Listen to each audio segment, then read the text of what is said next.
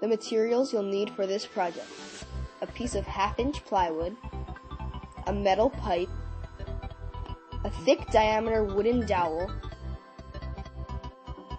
some wood glue, varnish or stain, and a 2-pack of hinges. Oh, you'll also need some epoxy and some hose clamps.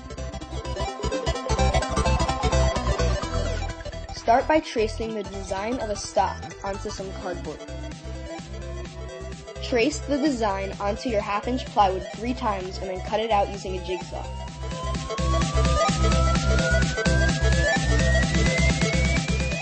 Here's what they look like after that's done. Then glue the 3 pieces together using wood glue. After that, make sure to clamp them up to ensure the bond is good.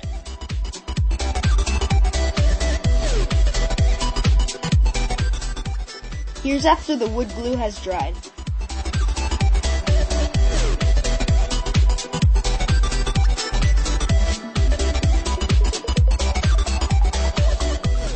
Then begin to even out the sides using a rasp.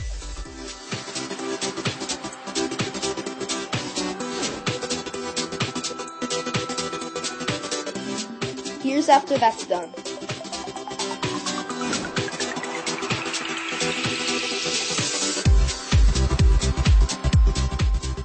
Then use a rasp to round the edges.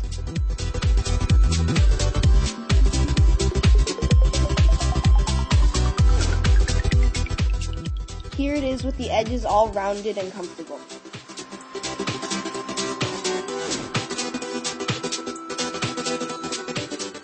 Then fill in a rectangle at the tip. This should be the same diameter as the metal pipe you're using for the barrel. Here I'm using a circular saw to cut some slits in the rectangle. I'll later be able to chisel these slits away to fit in the pipe.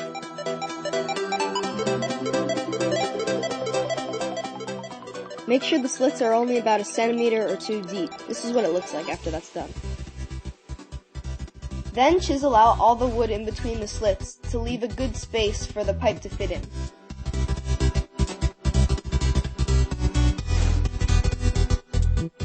Mark a 1 meter length of pipe and then cut it using a hacksaw.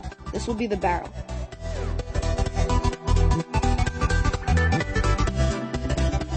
It should fit snugly like this.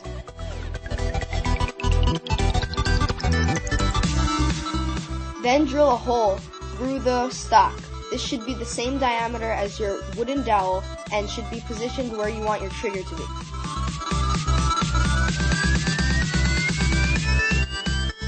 Trace 2 small rectangles onto some plywood and then cut them out using a scroll saw. Then glue them together using epoxy or wood glue. Here's what it looks like. Then clean up the sides.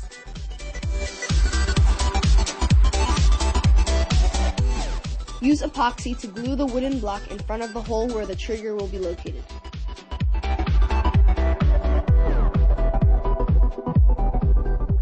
Just like this. Then use a rasp to round the edges and taper it off.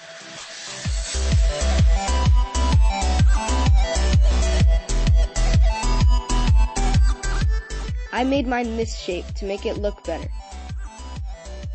Then find some long screws and screw them in to secure it.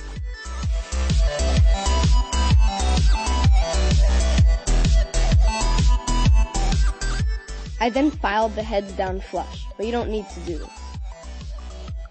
Just for convenience, I drilled a small 6mm hole in the block to insert a magnet with epoxy. This will make reloading much easier when the rifle's finished. Mix some epoxy and sawdust and fill it in the channel. Then insert the tube and clamp it down while the glue hardens. Here's 24 hours later when the epoxy is fully hardened.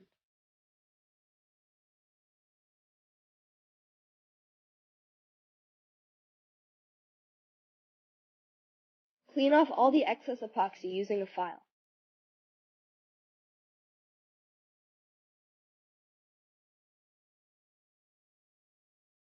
like this.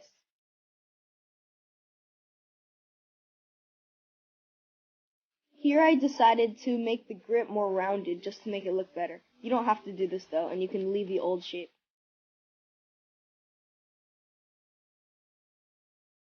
I then decided to add another barrel to make it look like a double-barreled shotgun. So just drill a hole under the first barrel and then insert a second barrel of the same length. Be sure to glue the second barrel in with epoxy too. Then use metal files to remove all the deep scratches from the stock. Here's what the gun looks like after that's all done.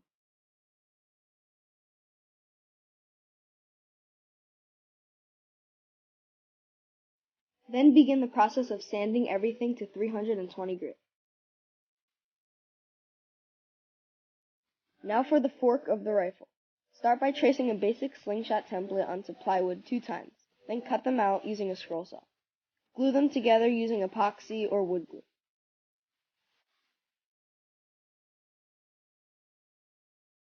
Here's what the 2 pieces look like glued together.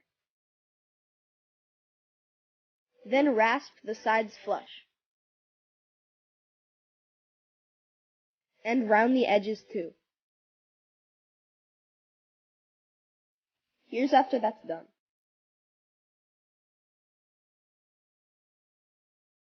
Then go over the slingshot with metal files to remove any deep scratches.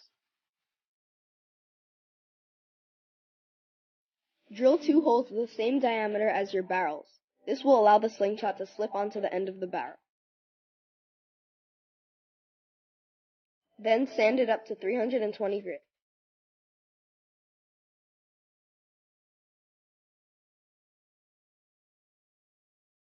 Now for the last component on this gun, the trigger mechanism. Start by tracing a rectangle onto some 1/2-inch plywood. Mine was about 7.5 by 2.5 centimeters. Then cut it out with a scroll saw. And round the edges using rasps and files.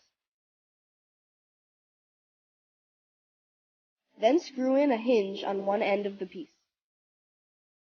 Also cut off an 8-centimeter long piece of dowel. Mount the other side of the hinge to the stock so it's positioned like this.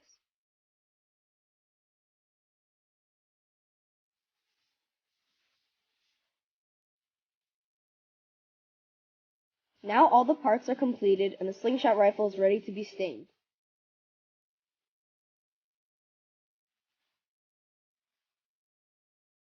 Make sure to tape up any non-wooden parts before staining. Then apply at least 3 layers of stain.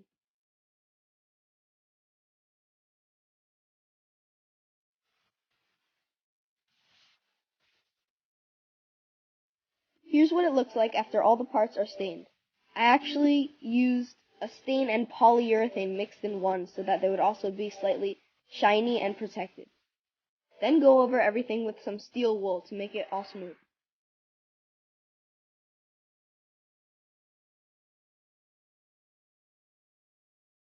Now it's time to permanently assemble all the pieces. Start by mixing some 2-part epoxy and applying it to the fork. Then attach the fork to the end of the pipe. Also be sure to assemble the trigger mechanism by screwing the hinge back into the stock. Now in order to add the hose clamps, which prevent the barrel from slipping out, I first drilled some very thin slots right below the barrel.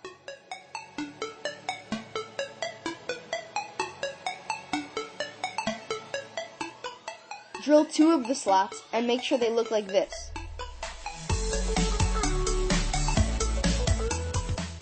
Then attach the hose clamps and tighten them down.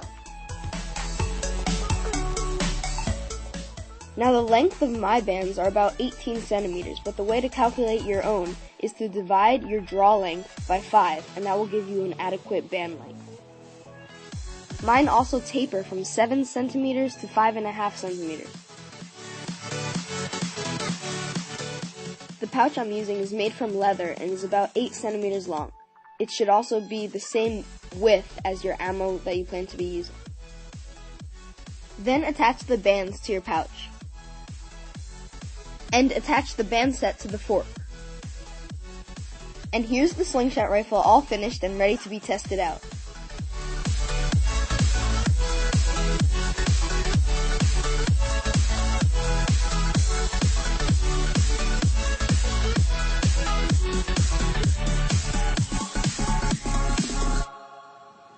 To load it, place your feet on the forks and put a steel ball on the magnet.